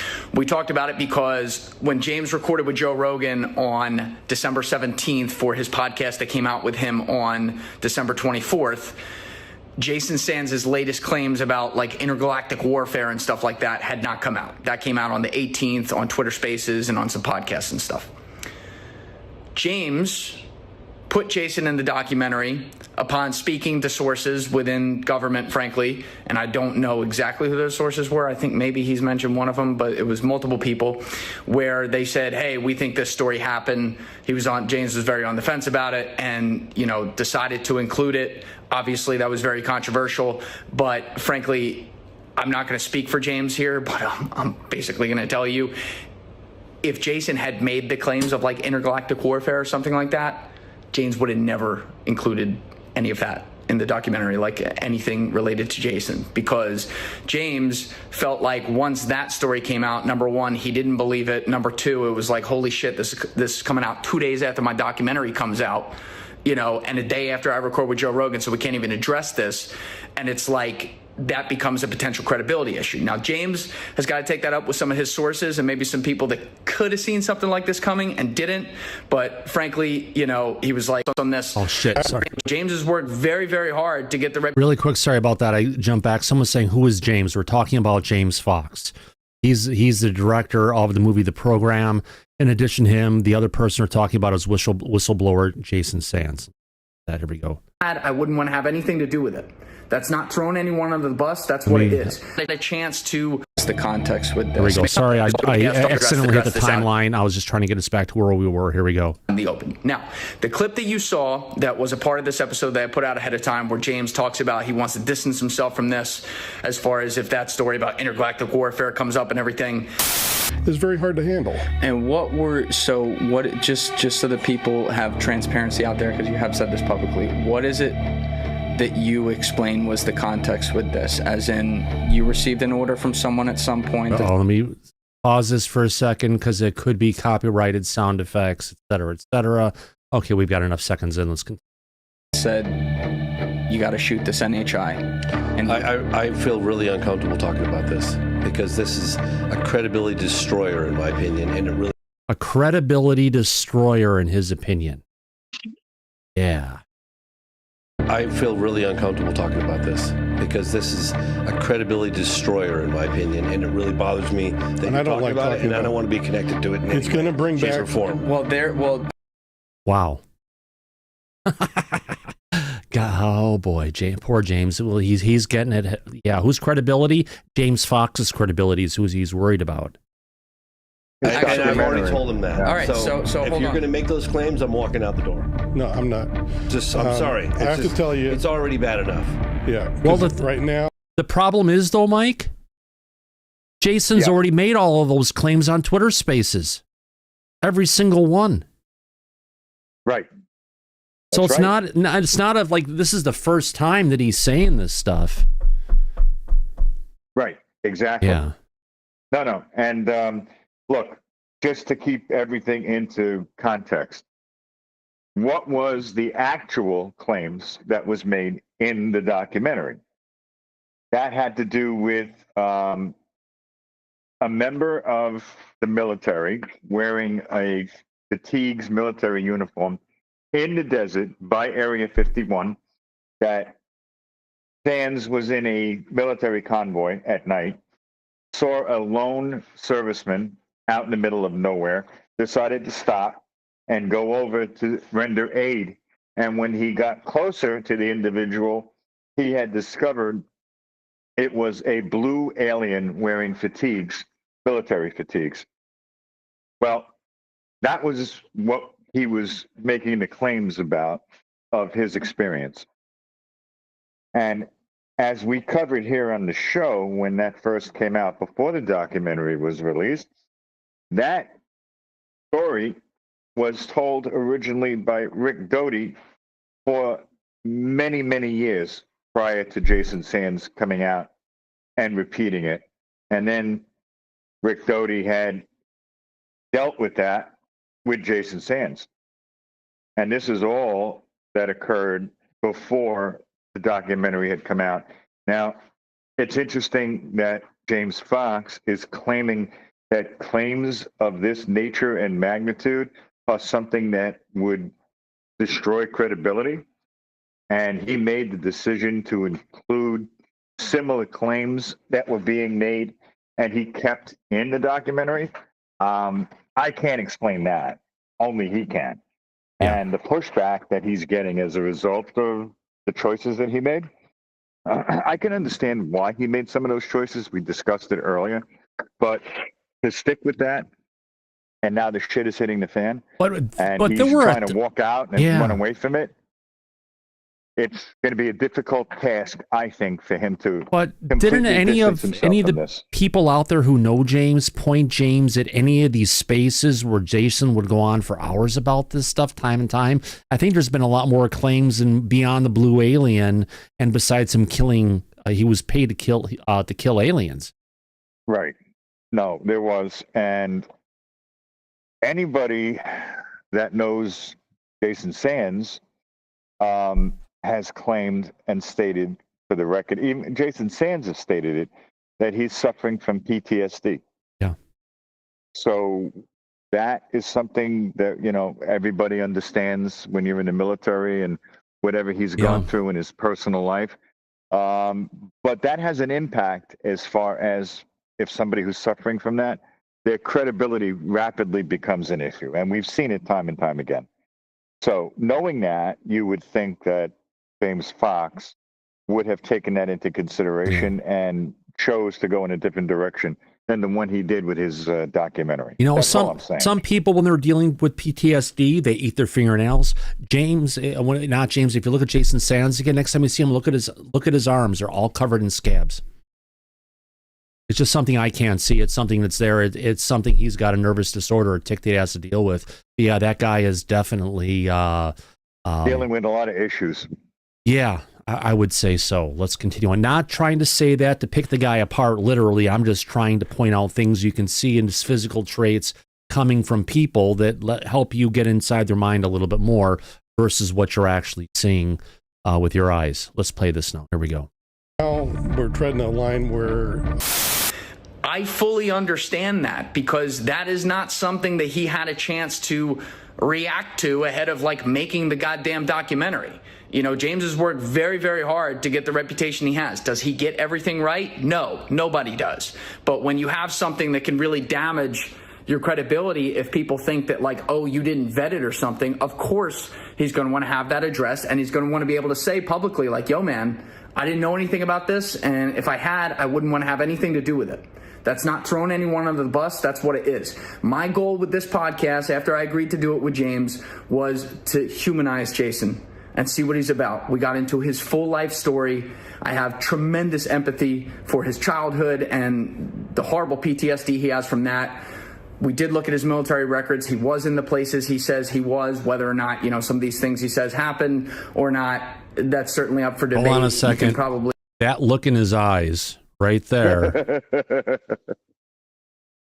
It says it all. That says it all. Yes, sir. You know, some of these things he says, things that we are. Yes. Obviously. Yeah. Happen or not, that's certainly up for debate. You can probably get the drift that I don't think they did. That said, you know, I don't think Jason's like purposely lying or anything. I think respectfully, Jason has some repressed memory and PTSD issues. So, you know, usually I really don't say anything and I let the audience completely decide for themselves. And I would like you guys to still do that. I do want you to know on this one where I stand with things and why we did it the way we did it. Obviously, James had a chance to talk with Jason ahead of this one. I did not. Jason came in here cold. I didn't talk to James about how I was going to handle it or everything. So it landed where it landed, and I think there was a lot of context provided today, certainly way more than that clip showed. So I would ask that you guys give that a watch if you are interested in this story and want to know more and where James Fox stands. And I love James Fox. Like, that's my guy. He's been my guy for a long time. My producer, Alessi, literally was making moment of contact with him down in Brazil in 2021. He is an amazing dude and just like the salt of the earth who really cares about what he does, wants to get things right. And I hope people can see that and understand that, like, sometimes things like these things happen. And so respect to James and Jason for coming through to talk this through, and I appreciate, you know, the candor we got. So you guys can check that out, and maybe I'll have some more thoughts about this as they form in my head. Yeah, now to go ahead and really put this really quick. Now, everything that Jason Sands said, Mike, wasn't necessarily grounded. Because if you remember in the spaces, Jason came out and said he was at a whistleblower dinner in D.C. with Lue and other whistleblowers. Remember? Right. Yes, I remember. That's right. There was never any official pushback from Nell, from anybody saying, no, that didn't happen. We weren't there.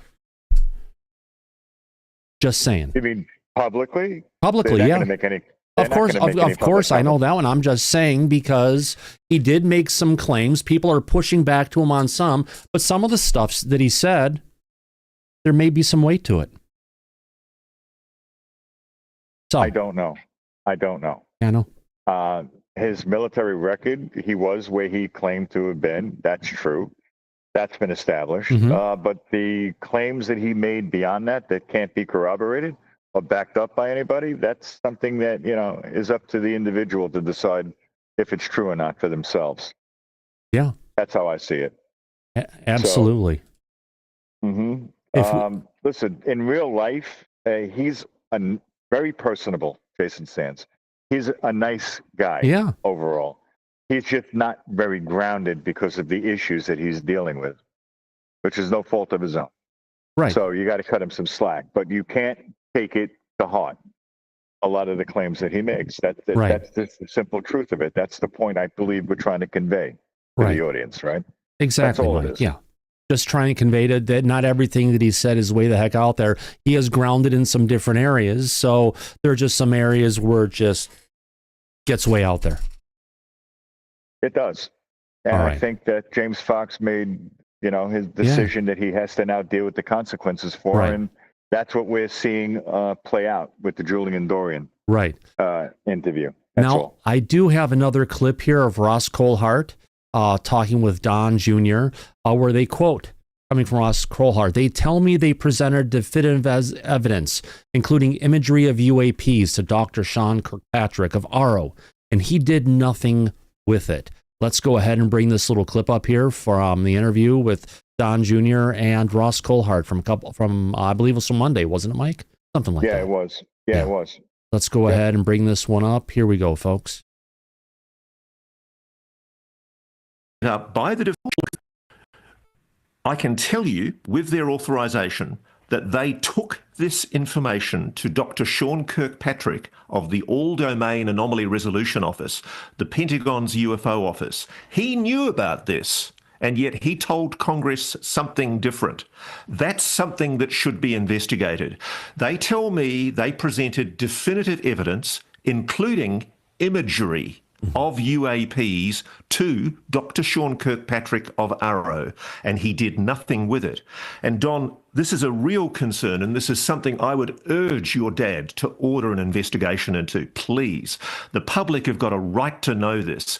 When Dr. John Kozlowski, who's a good guy, I'm told, who's taken over AARO, when he came into the job late last year, he couldn't find when he was reapproached by the same team who came to him to tell him the same information.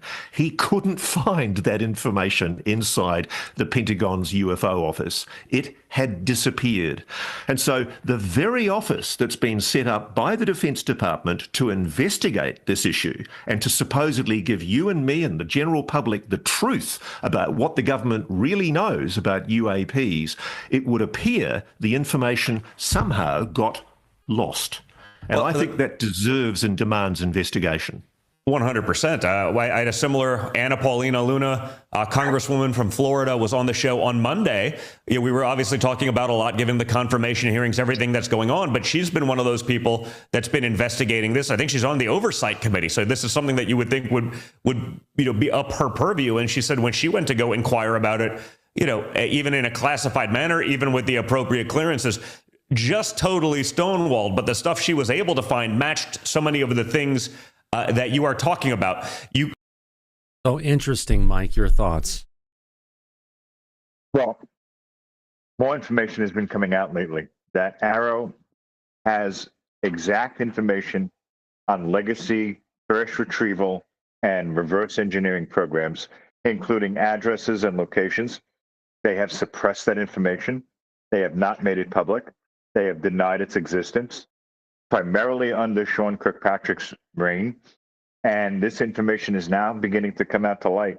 So if an investigation was done into what was going on with AARO at the time Kirkpatrick was running the show, I think that it would be very serious because they violated their charter, what they were instructed to do, what their mandate was, and did the exact opposite of what they were originally. But a lot of things going on with AARO, it sounds like it's the leadership who's over AARO, are the ones who are literally going and keeping the truth coming out. And sometimes when you're a civil servant, you have to listen to your boss. There's no questions asked. Well, that's true, especially within the government. You're absolutely right about that. Lue's talked about that. Exactly. We're aware of it. Right. So it could very well be, but this is something that may be looked into or may be swept under the rug. Yeah. I guess now that Kozlowski is in charge, we'll see what direction it goes in. Yeah. And now that the new administration is coming in on Monday, we'll see what they choose to do and what direction AARO may or may not go in at that point. Well, we get to see if they're going to get rid of Susan Goff or not. My money is that she's not going to survive. Yeah. Not if Lue is in the administration. No way. I would hope not, my friend. But if I can really quick, we do have Rick Roberts threw $20 our way and said, we want a survey. So we're getting a survey right now, my friend.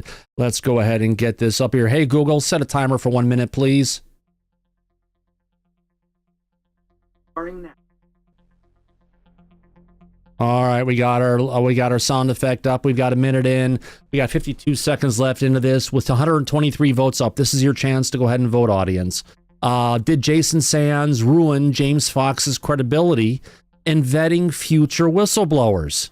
So far, Mike, 35% of our audience is saying yes. Clearly, our audience thinks it's a no. What do you think? I don't think it did. I think it did. You think it did? How Okay. could it not? I do. Yeah, it absolutely hurt his credibility. He said it himself. He said this is a credibility killer. So he acknowledges that.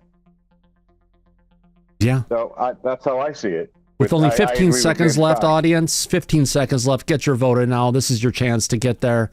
168 votes in, 169 with just 5 seconds left. 4, 3, 2, 1. All right, let me kill the timer here. And the audience has spoken, Mike. Out of our audience, let's go ahead and get this here. 66% said no. They don't think it's going to get his credibility. Well, 34% of our audience says yes. Interesting. Well, I guess we'll see the numbers of his documentary when it's all said and done. Yeah. That'll be the indicator, don't you Well, I think? guess that would hurt long-term sales, but a lot of the people who had already bought it right when it came out for the holidays, that's just kind of the situation where it may have left it. So we'll see in the long run, did it cause it to fall off the charts? Right. That was my point. If we can, Mike, we've got a bunch of people in the back with their hands up. Let's go to Daryl Zernick first. Daryl? Thanks, Thomas. I've been dying to ask you this question from the Jerry Corbell being tied up and hidden in that bunker wherever he was at.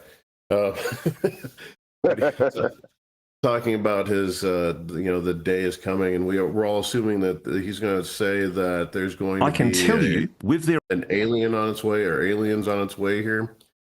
I think that's what he was saying, or that's what what he's saying. But, no, what he's saying is that they're going to claim that, and it's a lie. That's right. The point he was making. That's what I'm saying. Is that's what he's going to say. And what I find interesting is that on this show and on several shows, Lue Elizondo pointed out that what could really be going on is, well, have you read The Three-Body Problem? And in the three-body problem, that is exactly what happens. That's the plot. Right. But whose head are we freezing and are we going to send it to the spaceship so it gets there first? Right. But Lue never specifically came out ever and publicly stated that there is a spaceship headed our way that will arrive on or around 2027. That's coming out of the DC Muscle Wolf camp. Oh, yeah. Not Lue. Oh, yeah. It definitely is. Speaking... I thought I had a clip. And all right. Talking about Stephen Greer, Mike. Stephen Greer is fighting with Ross Coulthart over Jake Barber. Yep. But Stephen Greer did the same thing with David Grush. Remember, he said, David was talking to me and blah, blah, blah and everything. And David actually had to go ahead and put a cease and desist against him. Well, not really a full cease and desist, but a cease and desist on Twitter telling him. He denied it. Yeah. Absolutely. Yeah. Yeah, he did the right thing because he wanted to preserve his credibility. Yes. So he wasn't going to be associated with that camp, obviously. Now, apparently, though, this clip that we have, Dr. Stephen Greer has a new podcast that he's doing now with Michael Mazzola. Michael Mazzola was his director/producer over a bunch of his movies. It's interesting that they've got him running a podcast. Oh, they do? Yeah. Because doesn't Lue have his own podcast now? Ah, that's true. See? It seems that that camp seems to jump on Lue's bandwagon time and time again. Oh, yeah. Nothing new with that. Let's go ahead and play this clip here. Hopefully we'll be fine. Let's go ahead and play it up. We'll stay up here while he's talking, and we'll get up where's that at? Get up a little higher. Let's get the fair use, and let's go ahead and play this. Here we go. Spoken for some time about a group of people who have worked at black sites out west in sensitive operations, where I have visited those sites. The leader of that team has come forward.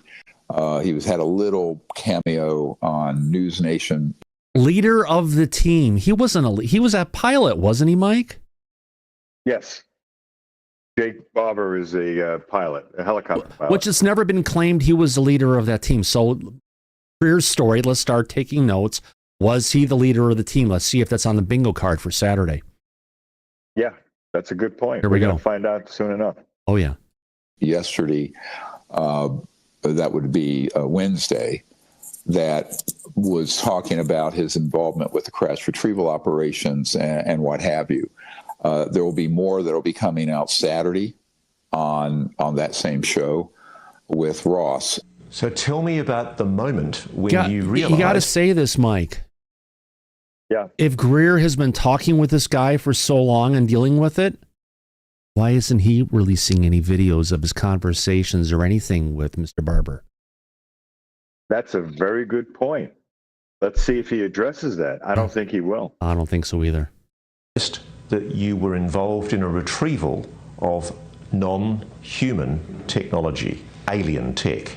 So it became very clear the first time our communication process and procedure was modified. And then just visually looking at the object on the ground, you could tell that it was extraordinary and anomalous. It was not human. What people need to understand is that this has evolved a lot in the last 2 months. As of this past summer, Oh shit, sorry about that. It just freaking scrolled on me here. Yeah. Oh shit. All right, sorry about this, guys. Yeah, I hit a back button on my freaking mouse and we lost Greer. Let me get this back here. Let me bring this up for a second. I don't have no idea how the hell that. Let me get out of this post. Oh, actually, we got it. Here we go. We're right past this right here. Hold on. Here we go. I got it back. Sorry about that, folks. I'm far from perfect. Need to understand is that this has evolved a lot in the last 2 months. As of this past summer, that individual, Jake Barber, and his team, as well as people from other sites who are working with him, we're going to just collect a lot of the evidence of the crashes, the bodies, the retrievals, the man-made craft, hand them over, and we'd put it out publicly. Then they decided to do it through some government process with an office called DOPSR, which clears things that are going to be written and released at the Pentagon, DOPSR. You can look it up. Another one of those alphabet soup acronyms in the government. We never heard of that one before. Can you? Which are endless. But those are the ones who review what something you're going to print or release that's of a top secret nature. And then also they decided to unmask themselves. Now, I've talked about this in the last month or two, that this was a very big development, a very good development. Right. That instead of it being an anonymous drop of information and right. Now, just to get into this really quick, Mike. There are already federal laws that were put in place coming from the Pentagon that prevents any videos or any information about UFOs to be released. And if it does, it has to go through AARO at this point, I believe. Right, it has to be declassified going through good old Susan Goff. Right. Do you think with this guy coming forward that the video footage that's going to be released is going to have the United States government's stamp of approval on it? Oh, hell no. Oh, exactly. So they're talking like this whole interview and everything's going to be clear through DOPSR. Let's see if it is or not.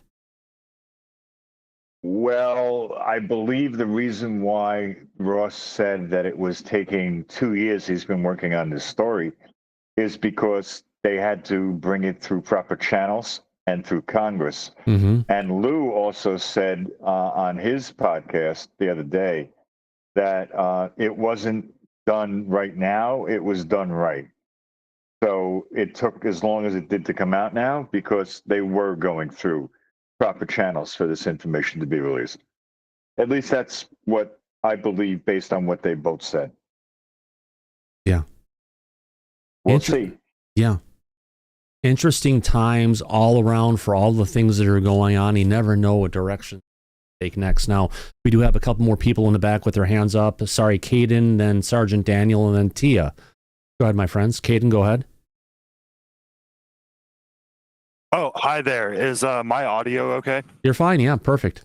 So, I've been listening for a while, and this is my first time calling in. I had what I think might be an interesting piece of insight regarding Randy Anderson, the new Jesse Michaels whistleblower from Naval Special Warfare Base Crane. So I live rather close to that base, and I'm close with somebody on our local government. And about 10, 15 years ago, he told me about a time where he had somebody from the military base approach him and offer to show him what, quote unquote, really goes on there. And he declined that offer due to not wanting to be possibly put under somebody's strings. You mean this guy here pictured with Stephen Greer? No. Wait. That's him. Yeah. Sorry about that. Yeah, Randy Anderson. Oh yeah. There's no baseball cap on this one, but that's him. Yeah, I put that connection together because the DPI archive had the crane marked on the map, and it said specifically off-world technology, and his semantics in the interview was specifically off-world technology. So I thought that was a rather interesting connection. Yeah, it is. Definitely. And I also had a question for you, if possible. Yeah, go. Sure. So I had an idea that the New Jersey drones could possibly be a semantics game on some version of von Neumann probes, like possibly surveyors. What do you think about that? Are they parachuting in? Yeah. Exactly. Last time we heard about the von Neumann probes, it was theories coming from Avi Loeb, where there was a giant brown turd-shaped mothership passing by the planet that would drop off these probes that would parachute into the planet to doing observations. I think, here's the thing, I think whatever's here is already here. It's well established. They have bases, many bases, who knows how many aliens that are potentially here. So it's not like we're worrying about little civilizations coming and just visiting us now. They've been here a really long time. Does that make sense? Yeah, that makes a lot of sense. Yeah. Thanks for the question, though. Good idea. Thank you. Sergeant Daniel, USMC. I saw the Sands interview and that whole nonsense. I mean, he didn't even explain, I got this job because I can remember a bunch of stuff. And then somehow he's killing aliens in a cave. Tackling blue dudes running down the... I mean, really, don't you think that's a plan? I mean, don't you think the CIA is just absolutely loving that right now, seeing that? I mean, because now you got James Fox, who really hit something in Brazil that was really down to earth, and you got credible witnesses and everything else, and now you got this guy spouting off. Now Stephen Greer, he's backpedaling, because his story went out the window, and and now James Fox, I mean, he's in trouble.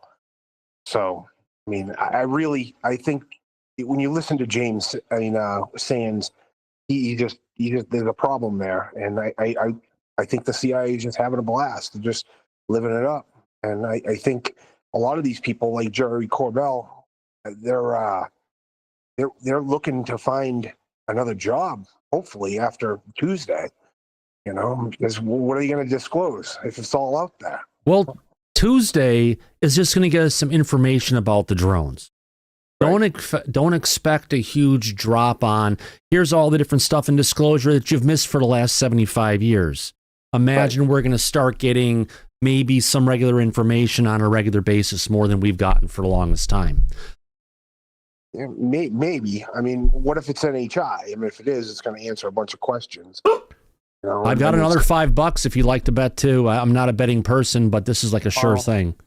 Yeah, I'm going to bet that they're NHI for sure. Not all of them. I think the CIA and all these other foolish agencies have stuff up there watching them, trying to keep our eyes off it. But I have a feeling there's a I'm gonna vote and say it's us. It's the United States here. It's not the Russians. It's not the Chinese. It's not the Iranians. They don't want to go ahead, or the North Koreans. They don't want to start World War III. Yeah, North Korea. They don't have two sticks to rub together. Well, no one's put their name out there, but I'm waiting for Kirsten Gillibrand to go ahead and say it. So I'll say it before she does. Yeah, no, he can't find his own. No, anyway. She can't, yeah. Thank you very much. Thank you, sir. Appreciate it. Tia, your hand is up, my dear lady. Hi, good evening. Happy Friday. Yeah. Happy Friday. Hi, Mocha. I love that dog. Thank you. Baby. Got me.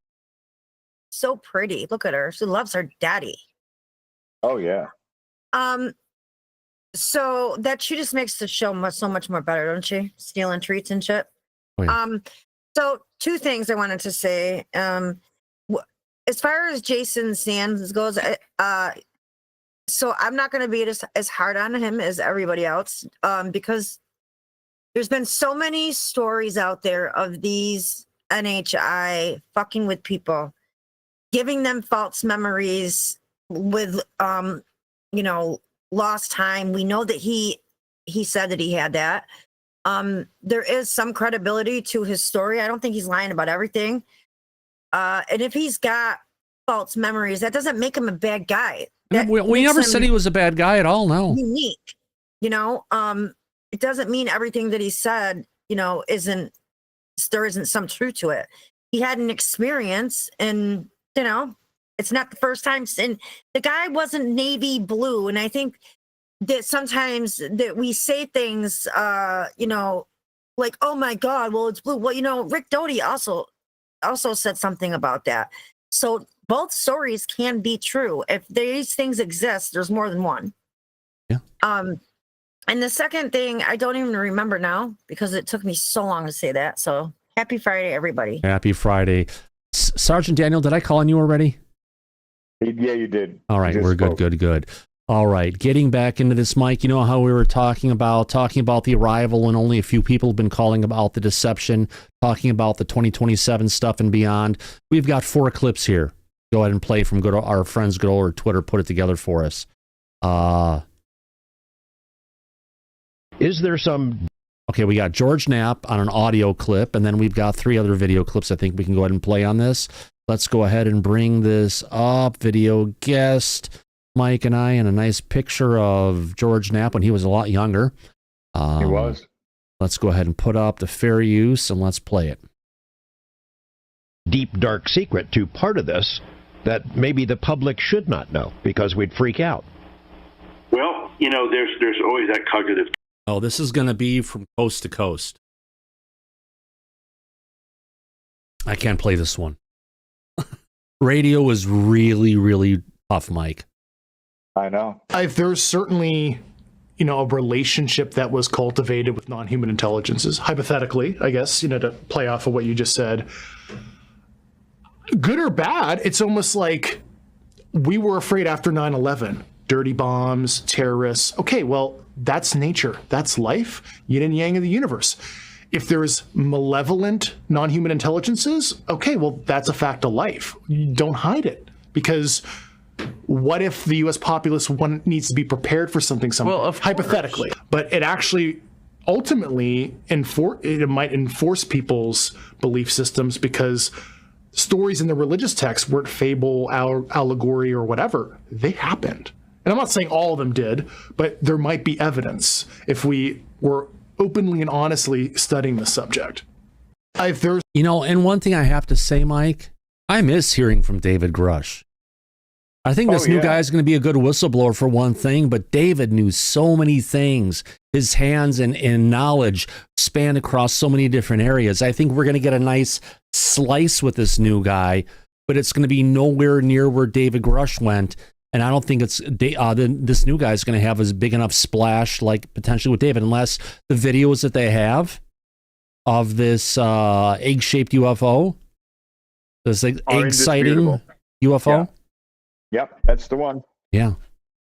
Something that's going to set the world on fire, because at that point, there's no denying that we are not alone on this earth. Right, that's what we're hoping for. That's true. All right, let's go into the next clip here. Where could it be from? The number one book that has been selling in China for a very long time is The 3-Body Problem. And that is an interesting book if you know what that book is about.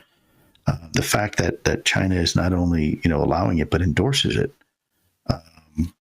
Why is that? If you're talking about a potential contact with an alien species at some point in the future, we receive a message and we know that within a certain period of time that there is going to be an alien species visiting Earth. They have told us so, and they are on their way. What if All right. That's a really good one. Now let's play this last one coming from his interview with Kurt Jamungal. Was knowledge, Kurt, that was so volatile, so earth-shattering, that the mere knowledge of that getting out could predicate an action that could potentially threaten the entire species.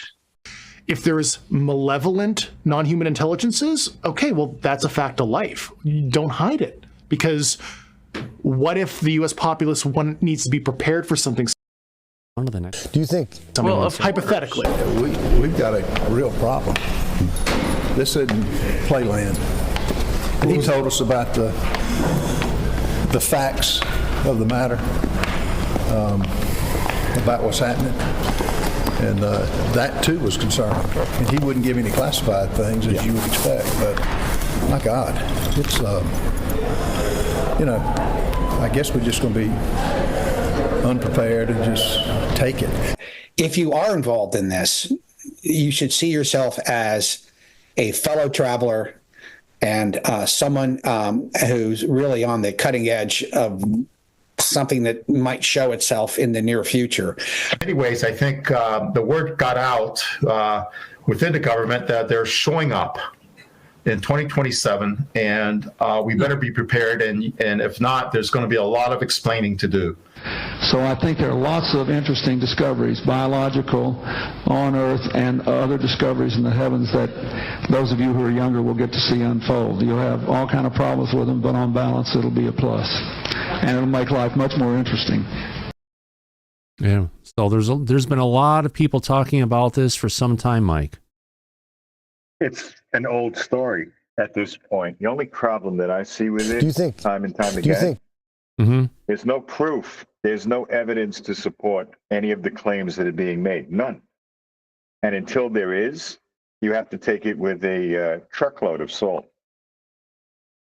That's how I see it. Seems to be that way. Bunch of different ways to always see this if we can. Andy W., you have your hand up, my friend? Yeah, I'm just going to go back. You were going to show the clip with George Knapp. Now, obviously, we've heard what Jeremy Corbell's just come out with earlier today or whenever it was. You showed it earlier on. I just wonder what George Knapp's opinion on what Jeremy Corbell's talking about is at the moment, as they work so closely together. No comment. And if you remember at the last UAP public hearing on November 13th, Jeremy Corbell was there and made an ass out of himself, but George Knapp was not present for that. He was conspicuously absent, just like now with the claims that Corbell is making. You haven't heard a word from George Knapp, and I don't believe you will, Andy. Yeah, and I don't think they've done a broadcast together for a little while, have they? No, I'm not saying there's anything going on, that's pushing them apart or anything, but yeah, it's I'd like to be a fly on the wall in their conversations at the moment, to be honest. Or lack thereof. The best analogy I can give you is we just saw the Julian Dory episode where Jason Sands was sitting with James Fox, and James Fox said that if you make any statements like this, it's a credibility killer. And if you continue, I'm going to get up and walk out. I have a feeling George Knapp may be in a similar situation like James Fox with Corbell at this point.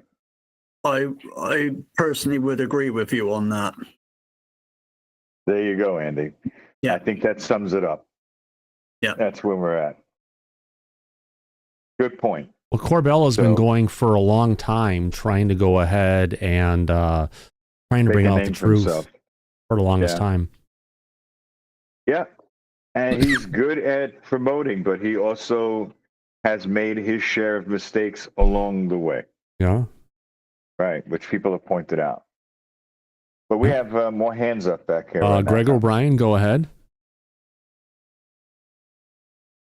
Hey, good evening, gentlemen. Yeah, I just want to remember to point out that how Corbell would always preface it with my mentor and my mentor in journalism with when he talked about Knapp. I thought that was, and we can't forget that actually Jeremy Corbell is actually a filmmaker at heart as well. So I mean, he's trying to get his films out there. So who knows what that guy's creating? But he hasn't made films in a while, though. That's the thing. Well, I'm saying as far as like footage of off the deck of like the Princeton with the triangles and everything. I thought that was kind of peculiar. Oh yeah. And what else did I have? I also had the pleasure of talking to somebody who was the producer for George Knapp when he worked in Vegas, and said he was a swell guy. So yeah, George Knapp is a really nice guy. It seems like that's what she was saying. Yeah, she was shocked. So that's his offset opinion. Yeah, absolutely. Thank you. Also, let's then get to Lord McCormick. Oh yeah. As the show's official, unofficial UFO historian, I've got a couple of instances because I know that Thomas, yourself, myself, and many people in the back and many people in the audience believe that this isn't, as I said before, something that started when the Sky News ticker says it started. This is something that, and it's not coming, in 2027. They've been here for time. It's quite clear, quite evident. And here's some other cases that if anyone wants to make some notes and have a look out, and then call me a liar or fact check me. In fact, fact check me if you want, any of you. We'll go back to Tunguska, 1908. Petrozovac, 1977. Patspunyar, which they called Russia's Area 51, which was a test site. And then you've got the one I mentioned a little bit earlier, the Kalahari, is that if you Google or look up 1989 Kalahari UFO crash retrieval, you'll find out all the information you need to find out about that. And then, of course, you can go a bit further back, not so back as far as biblical times, but to 1803 in Japan. We've got the Otoro Bune incident where,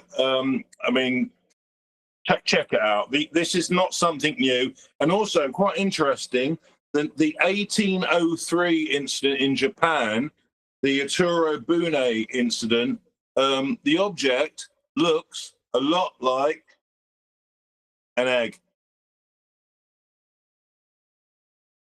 We lost your audio, Lord McCormick. You muted yourself. Oh, did I? Where'd you lose me? About 15 seconds ago. When you said an egg, that was the last thing we heard. Yeah. So the incident in Japan, there's some. The Japanese are very good at artistry and illustration. They always have been.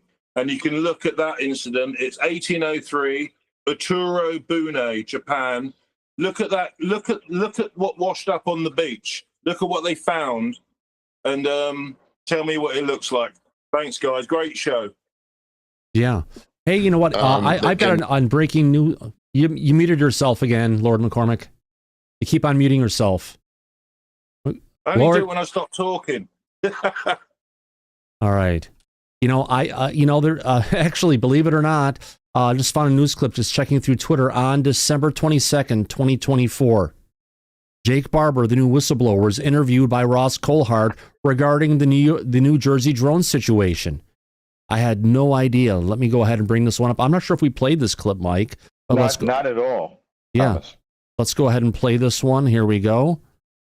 All right, let's get us. And it's just a 52-second clip, but very interesting to say the least, to see Jake's face in that. Here we go.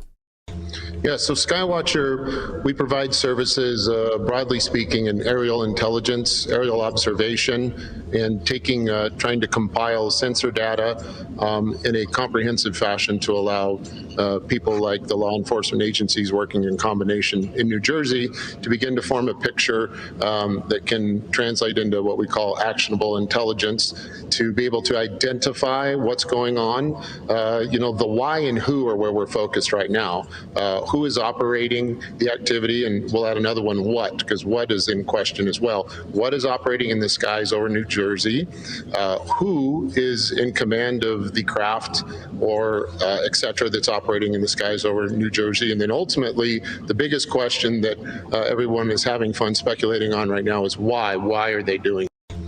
Yeah, so Skywatcher... Right, but interesting thing about this, Mike, Jake's not coming out and saying it's UFOs, is he? No, doesn't seem to be. Yeah, obviously. Absolutely interesting timelines to say the least. Yeah. What a great day! What a great bunch of items we've covered here today, Mike. Is there anything that we haven't covered yet? We've covered a ton of stuff today in this. I think we're good, and I think everybody is eager to see what comes out in a few short hours tomorrow. So we could leave it at that for now tonight. Yeah. Pick up tomorrow and see what breaking news the world will have tomorrow. You never know where it's going to go, right, Mike? That's right. On that we're all note, going to find out. On that note, let me go ahead. First off, I want to go ahead and thank everybody for your wonderful super chats tonight. Thank you. Hey, Mike, we actually hit over 1,000 people watching the show again tonight. How about that? If you haven't subscribed yet, folks, do us a favor. Please subscribe. You've been watching the show you've been watching the show for almost 2 hours now. At least give us a subscribe. And if you haven't given us a thumbs up or a thumbs down, we'll take one or the other. Thumbs up, please. I think we deserve it. We work hard for what we do here at Disclosure tonight. More importantly, I want to thank the people that have given us some super chats here today. Who am I talking about? Oh, I want to thank Gabrielle. Yes, James Fox seems legit to me and cares about the truth, not BS. Absolutely. Also, Rick Roberts, thanks for that great survey. Kane Northrop, thank you for that thumbs up. Gizmo, Wolf Food for the Dogs, absolutely. And Thomas Fanto, thank you very much. Yes. If you haven't seen that show on TMZ yet, watch it. You might enjoy it. On that note, I also want to go ahead and thank everybody in the audience for coming out tonight. At Commodore 64 and Country Carpenter, we've seen Craig Smith, Dan Lorev, Dana H., David Heckler, Dead Cell, Ed Zachary, Eli McGinnis, Eric Roth, and the Gurus has been around, along with Fink Floyd. We've got Firefly, Frank Cathell. Hopefully you all had a good time here tonight. Gabrielle's been here along with Geraldine, Ghost Fixer, Gizmo. We've had Hans. Hey guys, Hugo Garcia's been around along with Heiser Soze. I see iRage, Invisible Tracker. Jan's been here along with Jason Brown and Jennifer and Joey Stoner and John Mooner and John Smith and Johnny UFOs. All the Johns are here. Just don't get in trouble, my friends. Also want to thank Juliana for being here and Kep Key and Kathy and Kelly Barot and Kelly Joe Connolly. Bunch of Kellys here. How about that? I want to thank King Bull, Lucky 81 Jewel. Lyle's been here along with Mary, Micah, Nancy, NVME. Forever First, thank you for coming out today, along with Peggy and her South Florida friends. Let's thanks Rabbit Leader, Rainstorm, Hunter, Rebecca's been here along with Roland, Rough Ready, Sam Wallace, Shelly Montgomery, Skip to Malou, Steve G, Terrence Bunce, Toxic Revenger, Troy, Tiberius, Yankee 58, and Dead Fish Cheese Spread has been here all show. I'm keeping my eye on you, my friend. On that note, I also want to thank our friends who have been in the back today. Who would that be? I want to thank Alice W. Thanks for coming out today, Alice. Thanks, Thomas. Great show. Thank you. Andy W., thank you for being here. Yeah, great show, Thomas, and hopefully see you tomorrow. Absolutely, my friend. I also want to thank Kate Barton for coming out. Great show, Thomas. Thank you very much. Daryl Zernick, be safe, stay warm. Thanks, Thomas. We'll be tuning in from D.C. tomorrow night. Absolutely. Freezer Man, thank you for the question. No problem, Thomas. Greg O'Brien, thanks for coming and hanging out.